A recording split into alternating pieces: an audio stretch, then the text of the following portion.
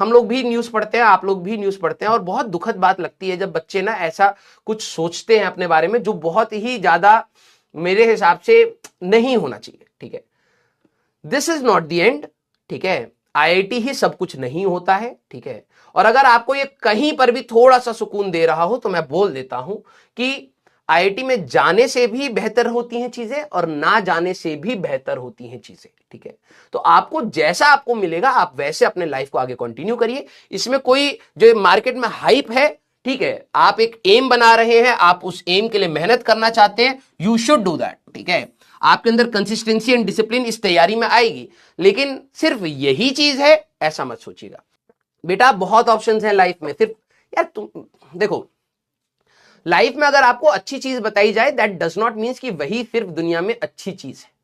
आप लोग सभी लोग इंजीनियरिंग करना चाहते हैं तो आपको एक ऑप्शन बताया गया कि यार इंडिया में अच्छे इंजीनियरिंग कॉलेजेस हैं, but that does not means कि वही इंजीनियरिंग कॉलेज आपका एक सक्सेस बनाएंगे। There is a wrong mindset कि सिर्फ कॉलेज ही आपको सक्सेसफुल बना सकता है, ऐसा नहीं है। कॉलेज का एक पार्ट होता है जो आपकी सक्सेस में कंट्रीब्यूट कर सकता है, पॉसिबिलिटी। अगर आप कॉलेज में जाने के बाद अच्छे से इनकॉर्पोरेट कर पाते हैं कॉलेज की चीजों को, डेफिनेटली आपको कॉलेज हेल्प करेगा, लेकिन वो कोई बहुत बड़ा पोर्शन नहीं है। 30-40% या मेजॉरिटी पोर्शन आपका है कि आप कैसे लेते हैं, तो इतना ज्यादा लोड मत लीजिएगा। ठीक है बेटा, आप सभी लोग थोड़ा सा अपना मेहनत और इंक्रीज करिए। लक्ष्य के बच्चों को मैं सितंबर अक्टूबर से मैंने बोल दिया था अपना पीक अटेन करने की स्टार्टिंग कर दो। ठीक है, पीक अटेन करना क्या होता है मैं पहले बता देता हूं। एग्जाम अगर आपका जनवरी में, ध्यान सुनना, एग्जाम आपका जनवरी में है तो आपकी तैयारी इससे पहले से, ऐसा नहीं होगा कि आप दिसंबर में यहां पर है अचानक से आप पीक अटेन करेंगे, ऐसा नहीं होगा कि अचानक से आपकी नॉलेज बढ़नी स्टार्ट हो गई, अचानक से सवाल लगने, ऐसा नहीं होगा। पीक अटेन करना स्टार्ट क्या होता है कि आप अपने एफर्ट्स को ऐसे इंक्रीज करिए ग्रेजुअली विद टाइम कि आप जनवरी में अपने मैक्सिमम पीक पर हो। ठीक है, मैं हर बार लक्ष्य के बच्चों को बोलता था कि क्लास खत्म होने के बाद जब आप सोने जा रहे हो तो एटलीस्ट फिजिक्स के लेक्चर में नीचे आके ना अपने से कमिटमेंट कर दीजिए कि आज का दिन मैंने ढंग से यूटिलाइज किया या नहीं। खुद को ही सॉरी बोलिए, खुद को ही थैंक यू बोल लीजिए, जो बोलना है बोलिए, लेकिन एक जगह लिखिए जरूर। ठीक है, उससे बेनिफिट क्या होता है ना कि आप जब सोने जा रहे हैं तो एटलीस्ट आपको पता लगेगा कि यार मैंने 1 घंटा ना और मैं पढ़ सकता था लेकिन मैंने पढ़ा नहीं। और जब आप ये सेल्फ रियलाइजेशन करके सोएंगे ना तो कुछ दिन, 7-8 दिन अगर आप ये करेंगे तो आपके अंदर खुद से अवेयरनेस आएगी, यार रात को ना रोज मैं सॉरी लिख के सो रहा हूं, यह क्या हरकत है।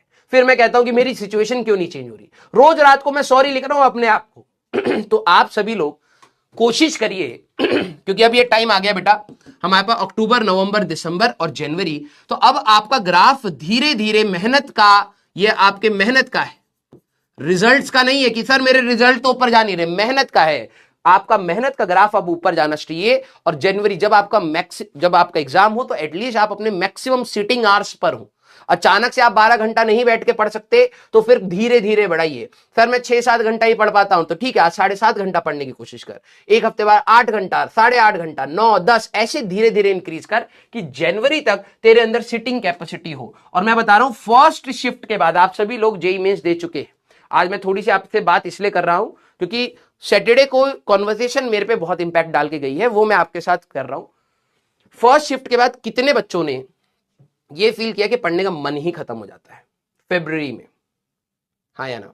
और जो बच्चे आप में से एडवांस के लिए क्वालिफाई करे होंगे, सर अप्रैल में तो बिल्कुल ही मन नहीं कर रहा था कि मैं लेक्चर खोल के देख लूं।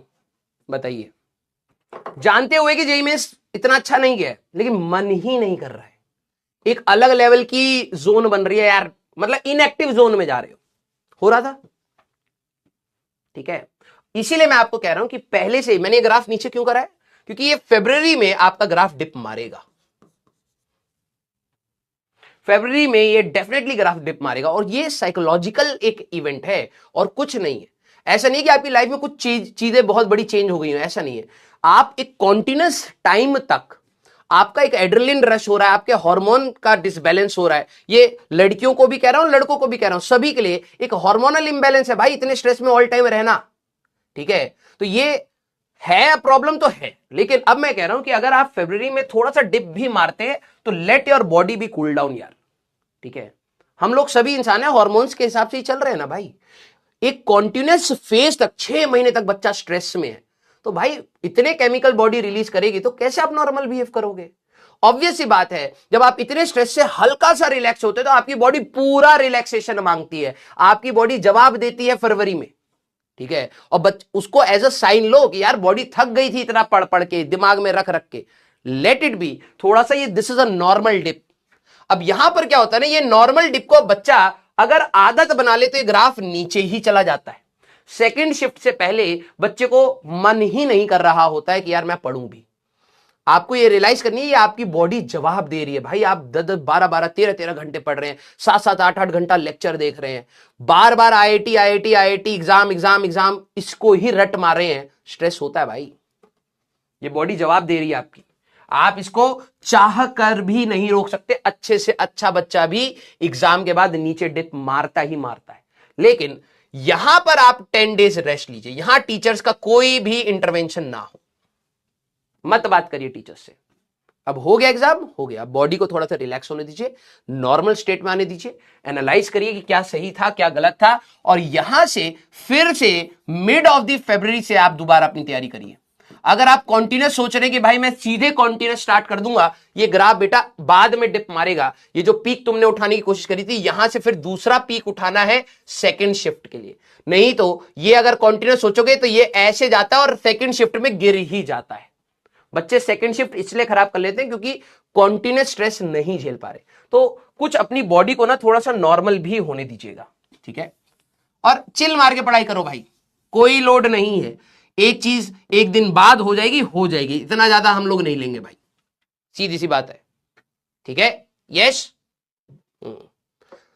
सर जी, मेहनत तो करी पर 130 ही आए, कोई दिक्कत नहीं, मेहनत ही उस लेवल की होगी फिर, तो इसमें बुरी बात नहीं है, ठीक है। तू अपना मैक्सिमम देके आया, वही बात तेरे को लाइफ लॉन्ग तेरे साथ जाएगा। ये मार्क्स भूल जाएगा भाई, 10 साल बाद मेरे को अपने मार्क्स याद नहीं है, मेरे फिजिक्स में कितने थे, केमिस्ट्री में कितने थे, ठीक है। और इन छोटे मोटे एग्जाम्स में तो बिल्कुल ही याद नहीं रहेगा। बस ये है कि तूने अपना बेस्ट दिया या नहीं दिया, ये मैटर करता है। क्लियर?